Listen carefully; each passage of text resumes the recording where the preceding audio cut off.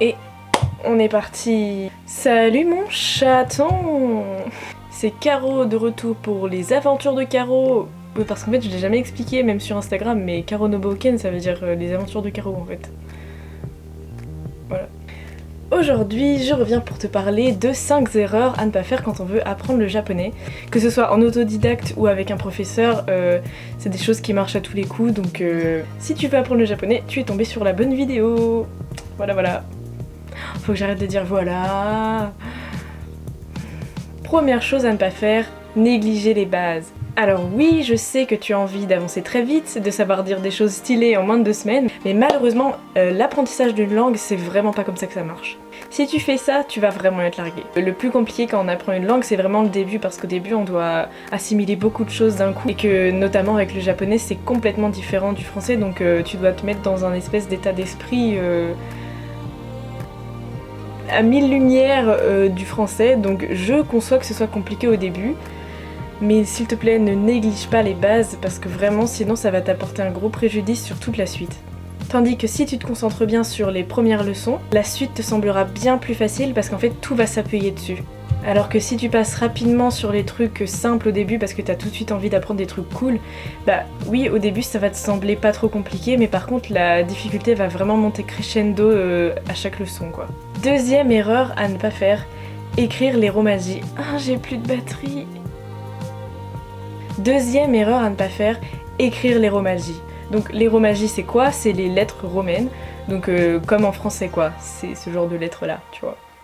Alors que le japonais ça s'écrit plutôt comme ça. Et je sais que ça peut être tentant d'utiliser les romaji à la place des kana parce qu'au début c'est vraiment compliqué de tous les retenir. Mais même si tu ne souhaites pas apprendre les kanji par exemple, je te conseille vraiment de mémoriser les hiragana et les katakana. Parce que avec ça, même si tu ne connais pas les kanji, tu pourras au moins écrire en japonais et te faire comprendre des japonais et surtout comprendre ce que les autres te diront en japonais quoi.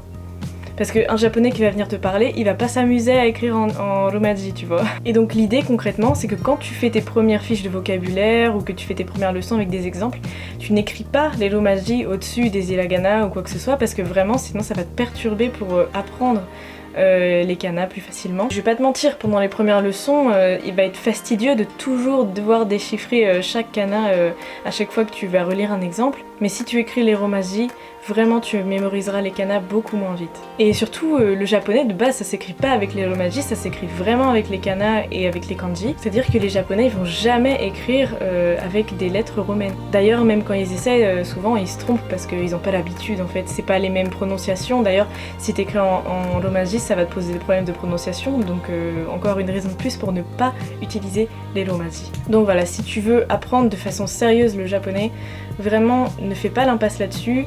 Laisse tomber les romaji et tu verras qu'après ça te semblera aussi naturel de lire un hiragana que de lire une lettre romaine, vraiment. Je te le garantis. Troisième chose à ne pas faire quand tu veux apprendre le japonais, c'est apprendre pour les mauvaises raisons. Je m'explique. Apprendre une langue, c'est compliqué, c'est long et ça exige d'être motivé sur le long terme. Donc si tes motivations elles sont pas assez fortes, tu risques d'abandonner assez rapidement et surtout d'avoir un rythme irrégulier dans ton apprentissage. Surtout que le japonais c'est vraiment différent du français ou de l'anglais, donc c'est pas comme si tu apprenais l'espagnol, tu vois, ça n'a rien à voir. Là, tu vas devoir t'investir beaucoup plus en fait. Donc soyons réalistes, tu vois, t'auras pas une motivation sans faille chaque jour, mais le fait de te rappeler pourquoi t'as commencé à l'apprendre, c'est ça qui va t'aider à être autodiscipliné, tu vois. Et surtout à le bosser régulièrement, et j'insiste sur le régulièrement. Mais à contrario, si tes motivations ne sont pas assez fortes, ton rythme de travail il va être complètement décousu et tu vas galérer. Après, c'est pas à moi de décider pour toi de ce qui est considéré comme une motivation assez forte, ça c'est toi qui dois le sentir au fond de toi. Mais si tu sens que ta motivation ne va pas suffire, je te conseille de t'intéresser un peu plus à la culture japonaise. Que ce soit, tu vois, l'histoire, la socio, la géographie, même la pop culture, tout ça. Plus tu en sauras sur ce pays-là et plus tu auras envie d'apprendre la langue. D'ailleurs, ça tombe bien parce que sur cette chaîne, c'est ma mission de te parler plus en détail de divers aspects de la culture japonaise. Donc n'hésite pas à t'abonner si c'est pas encore fait. Ensuite, quatrième erreur à ne pas faire, c'est d'espacer ces sessions d'études de plusieurs jours, voire plusieurs semaines. Pour moi, une des règles d'or dans l'apprentissage d'une langue, c'est la régularité. Vraiment, mets-moi ce mot sur un piédestal, régularité, je te jure, je te promets que c'est ce qui va te propulser au sommet. Par exemple, au lieu de te dire je vais bosser 3-4 heures le dimanche sur mon japonais, essaie plutôt de répartir sur la semaine et d'avancer petit à petit. Déjà ton cerveau il va te remercier de pas lui bourrer le crâne d'informations en une après-midi, et aussi plus tu laisseras de temps passer entre chaque session d'études, plus tu risques d'oublier de choses entre deux, ce qui est logique, tu vois. On parlait des hiragana et katakana, si tu les bosses pas tous les jours, je te jure que tu vas vraiment avoir du mal à les retenir. Après tu vois, je te dis pas de faire 1 heure d'études par jour, je sais très bien que tout le monde a pas ce temps-là, mais même si tu les révises 10 minutes, 15 minutes, voire une demi-heure chaque jour, ça c'est possible, c'est largement possible. Et je te promets que tu vas bien plus avancer en faisant ça que si tu répartis tout sur la même journée une fois la semaine. Je te dis pas d'apprendre une nouvelle règle de grammaire tous les jours, hein. Tu vois ce que je veux dire, non? Je pense que je suis assez claire, j'en sais rien. Enfin, ceci dit, si t'as le temps et l'énergie, fais-le, hein, vas-y, ne te gêne pas. Donc là, je sais très bien que du coup, on va me dire oui, mais vraiment, j'ai pas le temps de faire ça tous les jours, ou t'as peut-être pas la motivation de le faire tous les jours.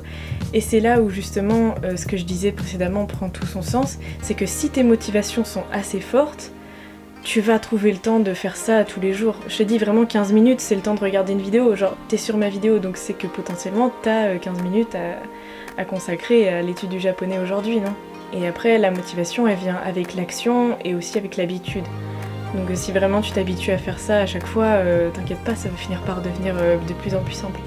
Donc si tu fais vraiment l'effort de réviser un peu tous les jours, ton cerveau il va devenir de plus en plus familier avec la langue, et je te jure, vraiment, il va te surprendre, ton cerveau va te surprendre. Fais-moi confiance, essaye et dis-moi ce que tu en auras pensé, d'accord? 5e et dernière erreur à ne pas faire, s'isoler et apprendre dans son coin. Le japonais c'est une langue, et une langue ça sert à... communiquer, oui c'est ça. Apprendre tout seul c'est bien, apprendre à deux c'est mieux. Allons, soyons sérieux. Franchement ce serait trop bête pour une discipline qui est la langue et la communication de rester dans ton coin et d'apprendre tout seul. Parce que ça veut dire que tu vas pas forcément te forcer à faire des dialogues, à appliquer les règles de grammaire que t'as apprises. Et aussi ta prononciation, c'est super important pour ta prononciation de réviser avec quelqu'un d'autre, ce qui t'aidera aussi à retenir le vocabulaire par la même occasion. Vraiment, pour retenir le vocabulaire, il n'y a rien de mieux que de l'appliquer en fait, de l'utiliser dans des phrases un peu de tous les jours. C'est pour ça qu'on dit toujours le mieux c'est d'apprendre du vocabulaire qui nous correspond, parce que vraiment dès que tu chercheras à l'appliquer dans ta vie de tous les jours, tu vas le retenir quasiment aussitôt. Donc tu peux soit faire ça avec des potes qui ont les mêmes centres d'intérêt que toi. Après, je comprends que tout le monde n'a pas des potes qui ont tous envie d'apprendre le japonais, c'est pour ça qu'il existe Internet.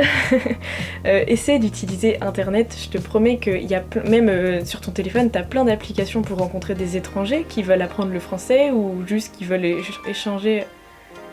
Ah, oui. Faut que j'appelle Keisuke. Bon, attends, je vais lui dire d'attendre un petit peu.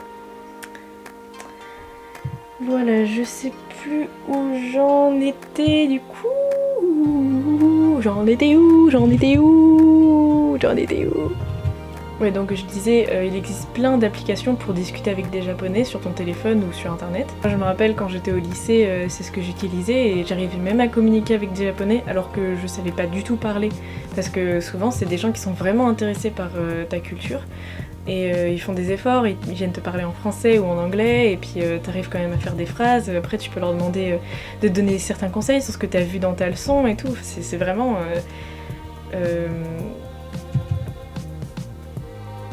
c'est vraiment trop bien quoi. Vive les applications. D'ailleurs, tu peux aussi rencontrer des Français qui veulent apprendre le japonais avec toi. Si t'habites dans une petite ville, c'est plus compliqué, mais si t'es dans une grande ville, tu peux facilement rencontrer des gens qui habitent dans la même ville que toi. Et puis vous pourrez vous rencontrer et apprendre ensemble, enfin ça peut être une possibilité aussi, tu vois. Il faut essayer d'envisager tout ça, il y a plein de possibilités. Je suis sûre que tu peux trouver même des associations franco-japonaises ou ce genre de choses. Si t'es de Paris, moi je peux te garantir qu'il y en a plein parce que c'est là où j'ai étudié.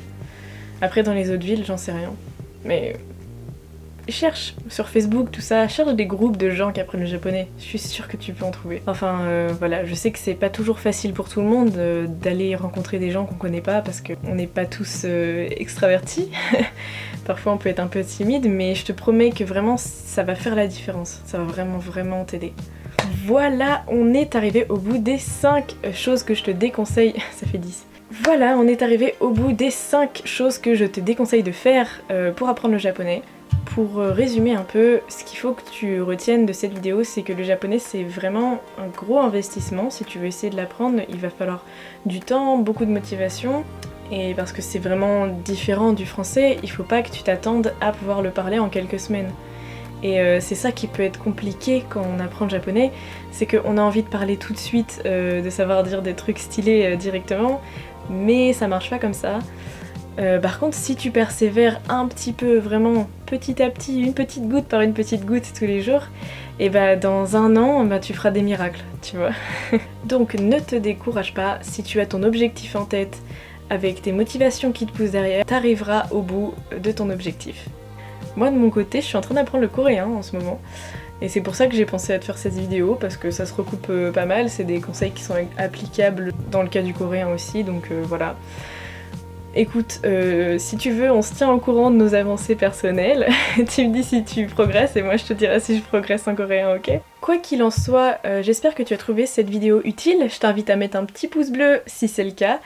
Et à me dire si tu souhaiterais que je fasse d'autres vidéos sur ce thème, pourquoi pas. Je te dis à la semaine prochaine pour une nouvelle vidéo. Et en attendant, tu peux me retrouver tout de suite en story sur Instagram.